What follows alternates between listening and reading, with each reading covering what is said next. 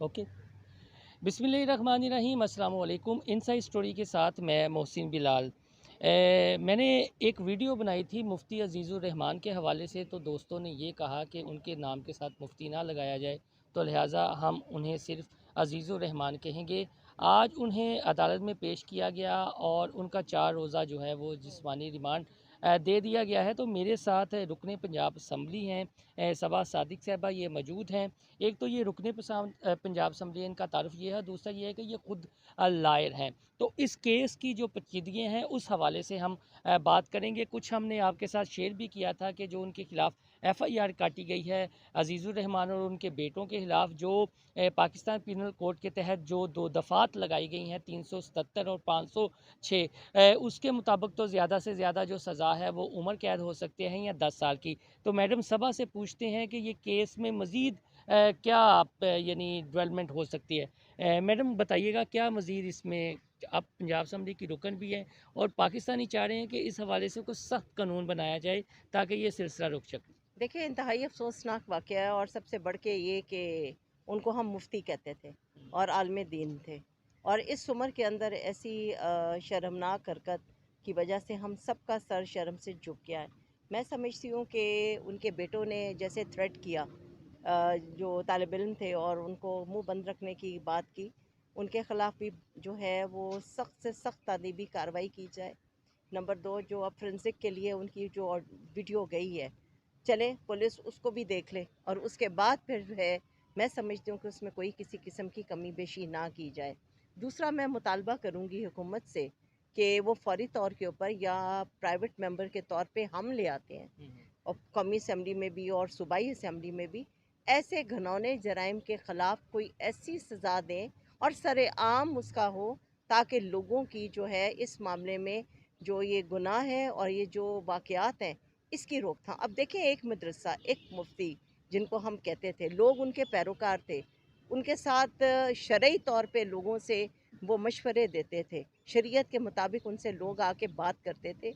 तो क्या हमारा सर इस वक्त झुका है कि सर उठा है?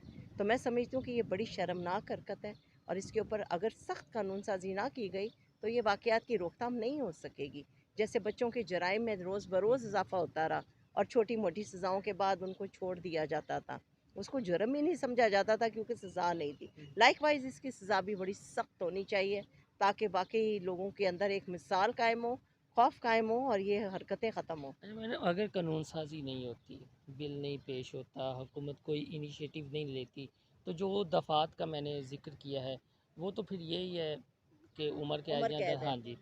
तो ये सिलसिला फिर आप देखते हैं, अगर कानून साजी प्रॉपर नहीं होती, आप जाएँ तो कौम ये मुतालबा कर रही है कि सख्त से सख्त सज़ा बिल्कुल दी होनी जाए। चाहिए। जब ज़ैनब वाला हमें पता है आपकी हुकूमत जी। में केस हुआ था, तो तब भी कौम ने मुतालबा किया था कि जो इमरान है जिसने ये घिनौना जुर्म किया है उसे सरेआम फांसी दी जाए, लेकिन तब भी जो है वो कुछ NGOs आड़े आ गई।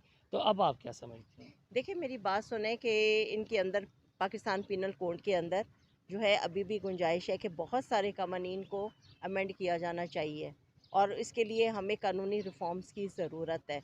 और जब हमारी हुकूमत थी, ज़ैनब वाला वाक़या आया था, तो मुझे अच्छी तरह याद है कि मैं चाइल्ड रिलेटेड इश्यूज़ को पंजाब में हेड कर रही थी और उस वक़्त हमने कौमी असम्बली में भी मियाँ नवाज़ शरीफ ने फ़ौरी तौर पे चाइल्ड रिलेटेड इश्यूज़ के ऊपर पाकिस्तान पीनल कोड में भी अमेंडमेंट्स आई, जिसमें चाइल्ड पोर्नोग्राफी और सेक्सुअल हरासमेंट के जो दफ़ात हैं उसके अंदर सख्त से सख्त सज़ा रखी गई।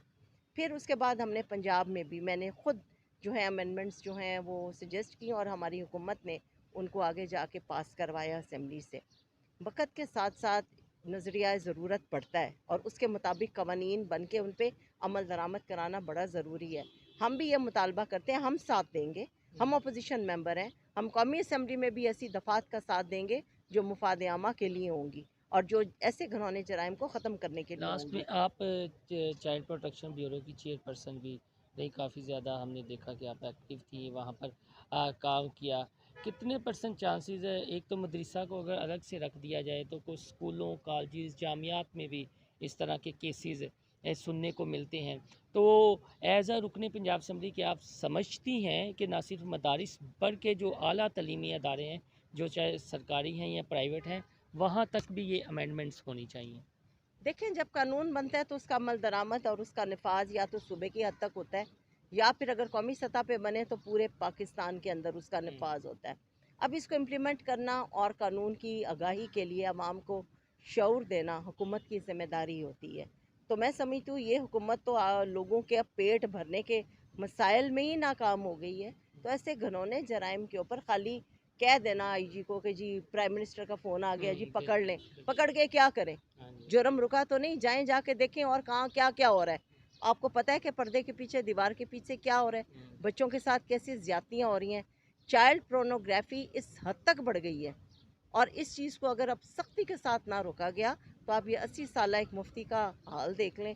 और फिर इसके बाद जो नई जनरेशन है जो हॉस्टल्स में है या मदरसों में है, आप देखें तो सही वहाँ हाल क्या है। तो इसके ऊपर कानून सख्त होना चाहिए। बहुत शुक्रिया मैडम। जी आपने बातें सुनी, कुछ आप हम आपको अदालत की कार्रवाई बता देते हैं कि जब अजीज़ुर रहमान और उनके बेटों को पेश किया गया तो पुलिस की जानिब से उस एफ़आईआर को पहले डिस्कस किया गया और ये बताया गया कि ये बदफेली का केस है, और जो साबिर शाह मुद्दई है इसमें उसने ये भी कहा है कि इनके बेटों की जानिब से उसे थ्रेट किया जाता रहा, और मुफ्ती तो नहीं, मैं कहूँगा अजीज़ुर रहमान की जानिब से उन्हें ब्लैकमेल किया जाता रहा, जिसकी वजह से वो उनकी बदफेली का शिकार होते रहे, जिसकी बिना पर पुलिस ने अदालत में ये कहा कि हमें मज़ीद तफ्तीश दरकार है। जो वीडियो हैं, बल्कि एक वीडियो नहीं है बल्कि 5 से 6 मज़ीद इस तरह की वीडियोज़ हैं, और उनको फ्रांसी के लिए भेज दिया गया है। उसके अलावा ये भी कहा गया है